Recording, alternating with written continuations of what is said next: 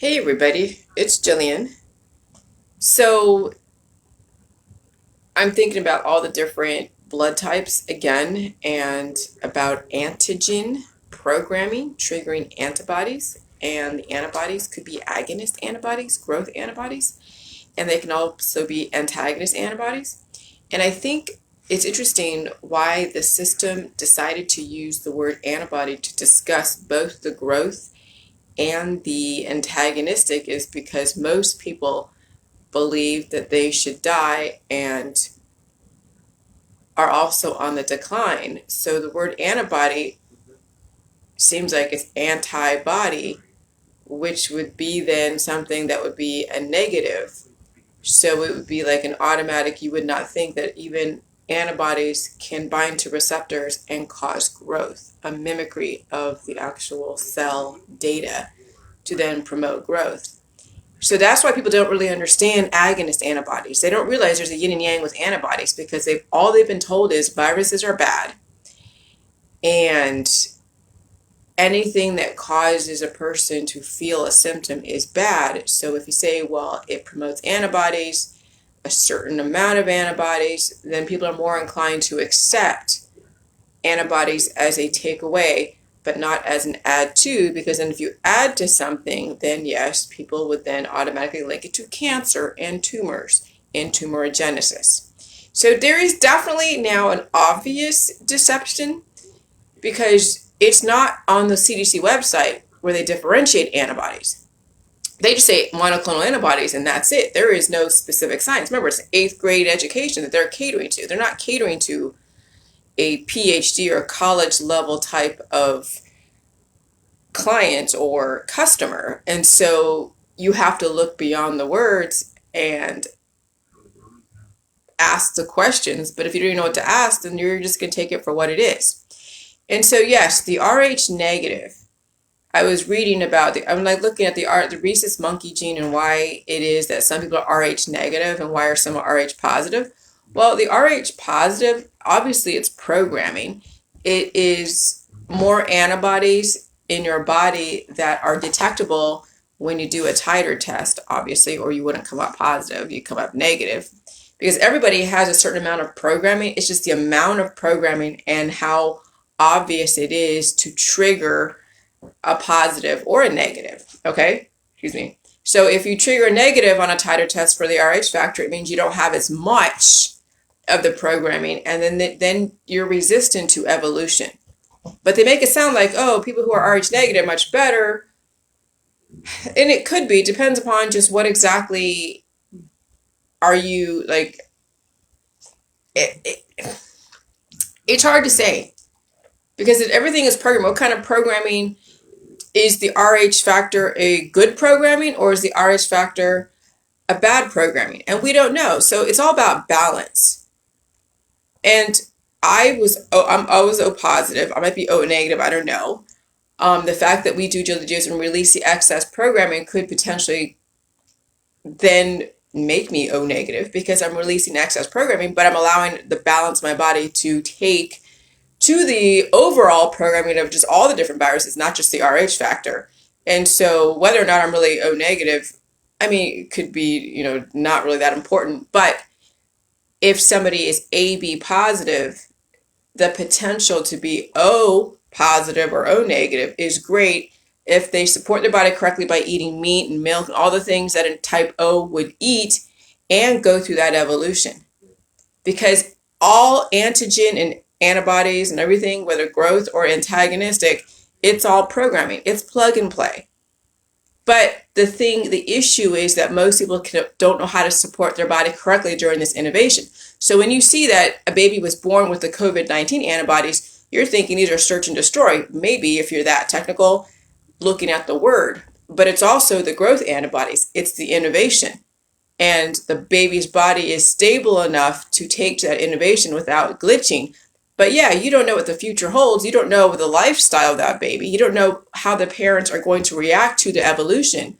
So if the parents see that there's a symptom, which is evolution, and they go and apply all their remedies and starve the baby, do all this stuff, yeah, that's why there are kids that get adverse reactions to all the evolution in the environment because the parents don't know how to respond to evolution in their kids, much less in themselves. They think that they're going to escape electricity. They think they're going to escape the GMO by eating organic. They think they're going to escape being around people who are vaccinated or unvaccinated.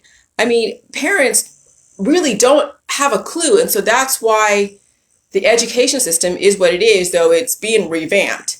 But the point of back in the days of Socrates, when the West was developed for mass level education, for a functioning civilized society, the state had to take the parents away, or take the kids away from the parents, because the parents were like very, very like jaded and very, very misinformed and have their own way of looking at things. And so there had to be a universal way to be able to teach the kids that this is how it's done, so you can assimilate, whether it's biochemically or not.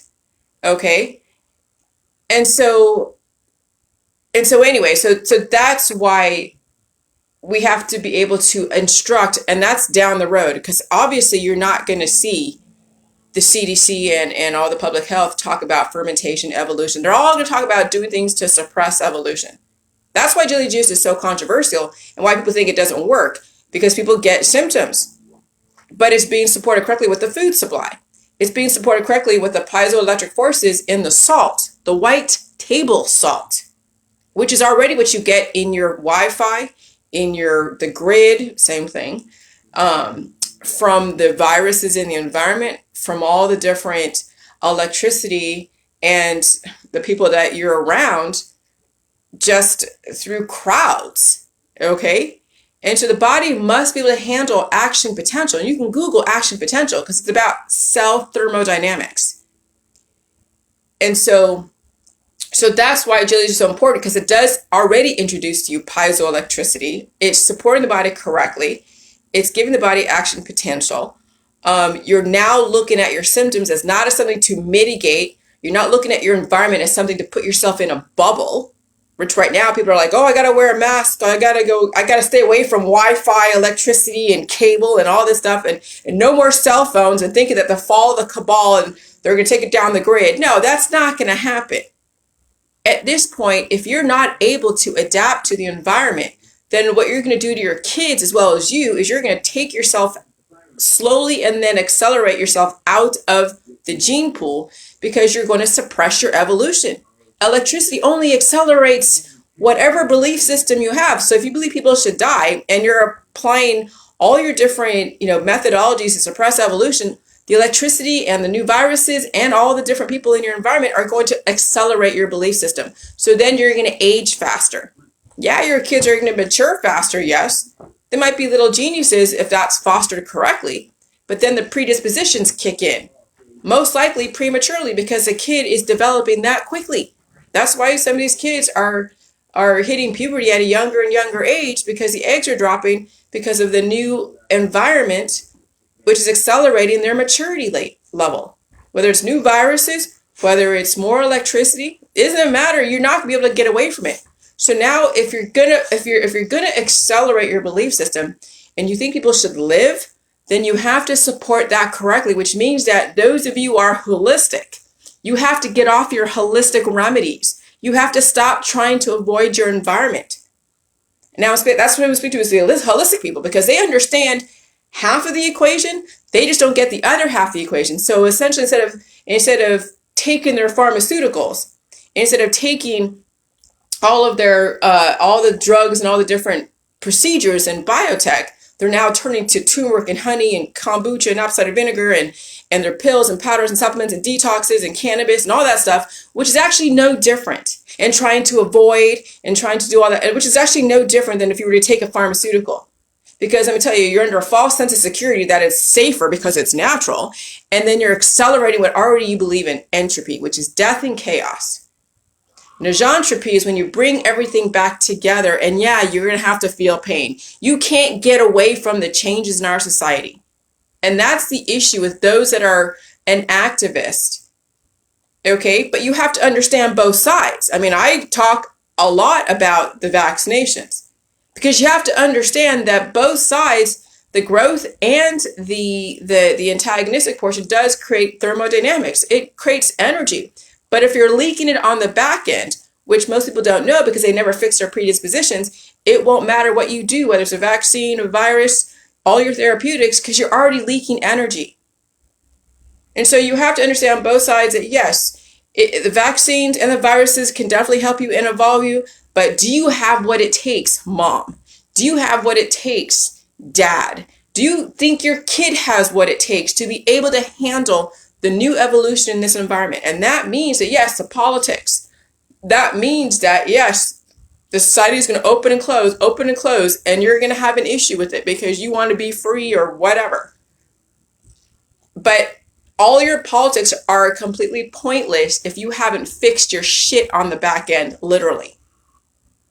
And that's where the changes in our society are going to be in the future, because there's a lot of dinosaurs in the medical holistic industry who still believe people should die, who still believe in the holistic and the allopathic and the shamanic remedies and think that avoidance is the answer.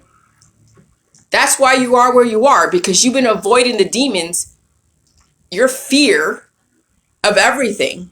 And so then you paint yourself into a corner where there is nothing left to eat.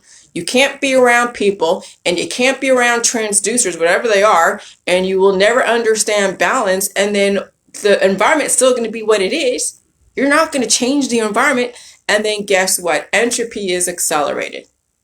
So now it's time with the J juice is to face all your predispositions, face all your stupid fears that you have. I know they're not really stupid to you, but I'm telling you, if you're afraid of electricity, if you're afraid of the vaccine, if you're afraid of the virus, if you're afraid of crowds, if you're afraid of the government, if you're afraid of your neighbors, then I'm telling you, you're not going to survive the new world.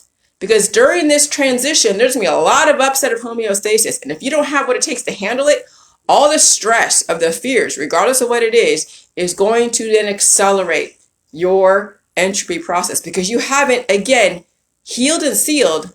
But even before that, you haven't even faced the fears that you have.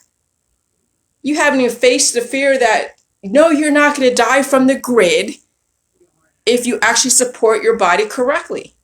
But yes, you will pass away from everything in your environment and in your community and the politics, because you will try to then be a breatharian. You'll try to be a holistic person doing your yoga, doing your diets, trying to get a flat tummy and doing all your little exercise regimes, which is causing more action potential where the body's cannibalizing itself to give you that energy. And then you're still losing on the back end because you have malabsorption, you have leaky gut.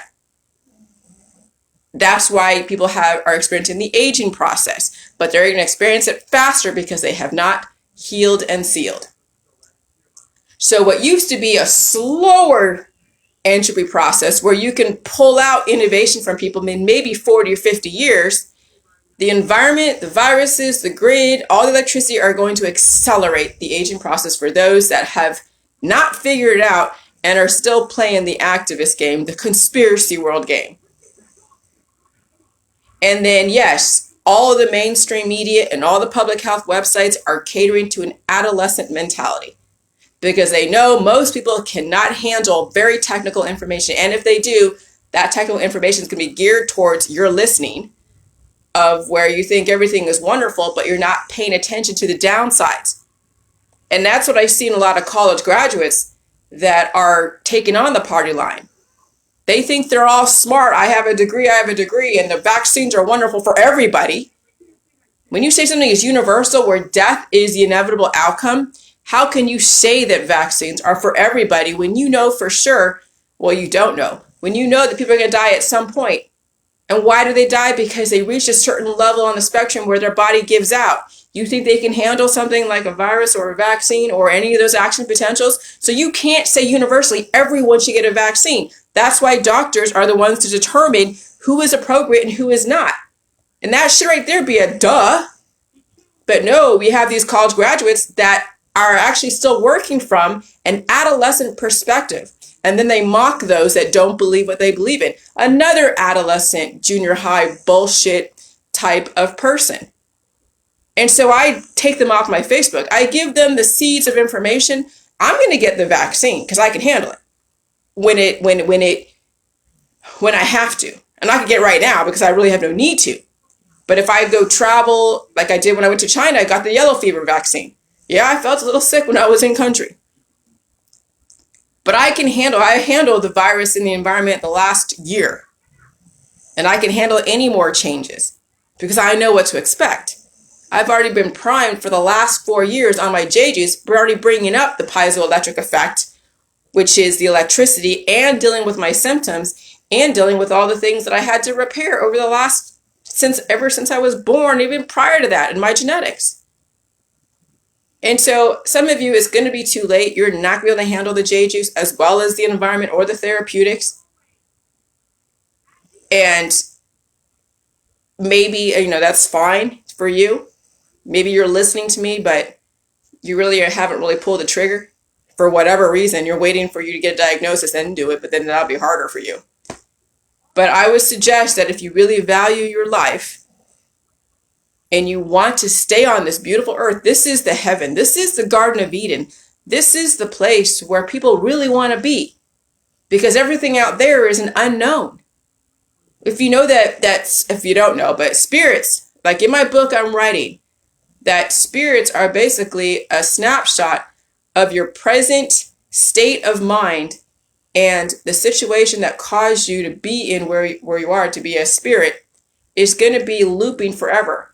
Maybe you're set free to go fly off somewhere and who knows where, but that's an unknown. That's an unknown. But here on Earth, when they do finally scale down the population to have more balanced people, a bit more control because people are glitching, this place is going to be amazing. But we have 7 billion people that are glitching, that are dealing with all of their predispositions and don't know how to deal with it. And then they're out there doing stupid shit. Well, yeah, that's the world that we live in right now. Because that's the cycle of humanity at this point. There's been countless human resets in the past. This has not been the only one. And society at the time would go through their bullshit, and then a lot of the imbalanced people would be recycled back to the universe, leaving the stronger prototypes to then be innovated yet again. So that's why you see evolution. Evolution is about innovation on the strongest prototypes. The weakest ones get washed away. The strongest ones rise to the top. And so I think that you all have the potential to be the strong prototypes if you get out of your own way and you get out of your politics and your religion and your perception science and actually understand that there's two sides to everything and you must balance both out. You can't be all about being above and saying fuck the below. As above, so below are side by side. They're not one over the other. Though you can be the one to stay alive. You have at the micro level death and chaos, but at the macro level you have stability. All the little involuntary mechanisms in your body, you're not really worried about it, except when you go to the bathroom or maybe when you're evolving to the next level when there's a new virus in the environment. And maybe you might feel mucus or maybe a little bit of pain, if that, but I haven't felt pain. I've just been tired if I get exposed to a new virus. The only reason why people feel electric shocks like seizures and heart attacks is because they still have shit they have to go and evolve in their brain. Their brain matter is finally conjoining. There's an aggressive disease called split brain. I use the same thing as split brain, the same term, though it's not technically correct, where you have parts of your brain that you don't use that are unflexed because of breeding, because of what's being fostered in your culture, what your parents told you were going to be and what you were not going to be. And so when you're told that you're not going to be this, you can't do this, whatever, then you shut down part of that brain. You don't try because it's pointless. It's a subconscious thing. And then you try to flex what is already strong, which potentially could make you money. Yes. Look at all the different famous people and the artists, the intellectuals. Some have absolutely no social graces, but they're really good at writing a paper. And other people are really good at social graces, can be so charismatic, great at marketing, but they suck at running a business. So they have to hire a CPA or an accountant or, a business manager. So what if you could do both? That's the thing that I'm trying to introduce, that maybe you can conjoin both the worlds together to where you can be ambidextrous, yes, be strong so you're not a type AB that's living off of freaking vegetarians and grains. You can be a type O with major, major brain intellect, and you're strong, and you have no fear except for the things that you cannot control. But then why fear that? You can't control it. So there's no reason to fear something you can't control. And then you face whatever issues that are out there, or you walk away. I've walked away from many potential fights because then you really learn how to utilize your energy correctly and not waste it. Some of you are just discovering how to utilize your energy.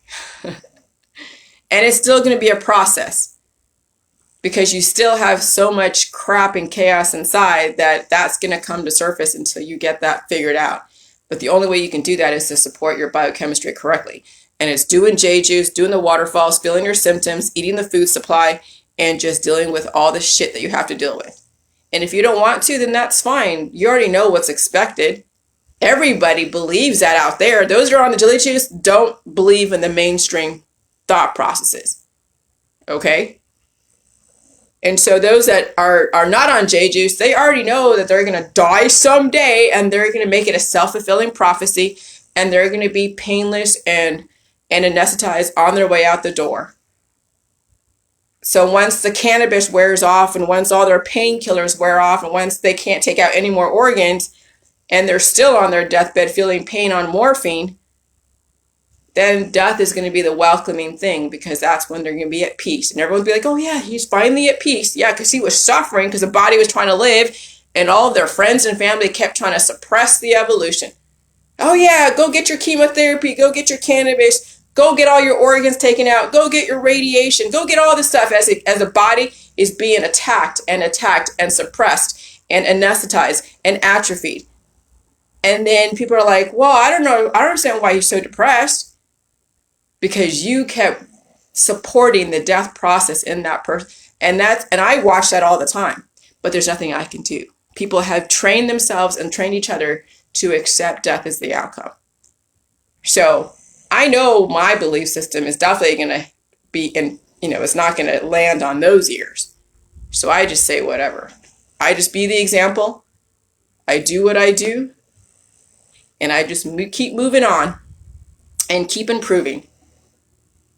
And some of you have religious beliefs that, oh, if you live indefinitely, that means that you're Satan, you're a vampire, you're a liar or a scammer or whatever, right? Okay, fine. If that's what helps you sleep at night and justifies your belief system, because if I'm a Satanist, scammer, vampire, then yes, it's going to help you feel okay with your beliefs.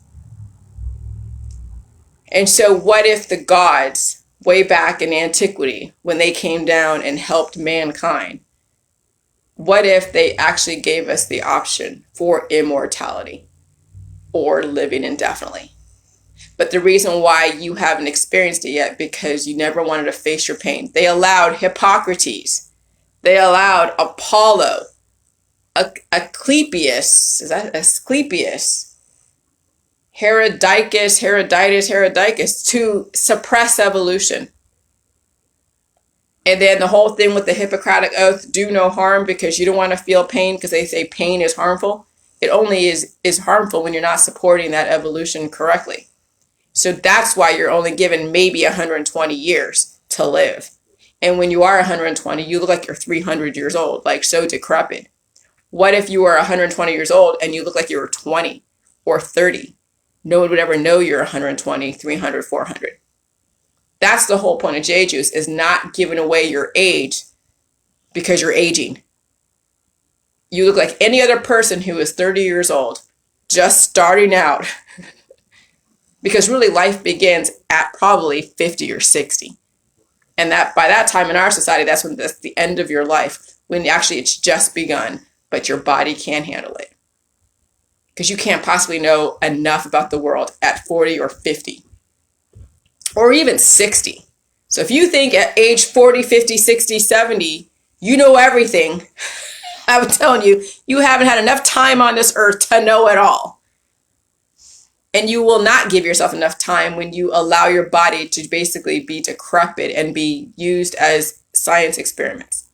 I don't mind being used as a science experiment as long as it's being supported correctly. I don't care. I'll take the vaccines. I'll breathe in the air, or breathe in all the viruses, be around a bunch of people.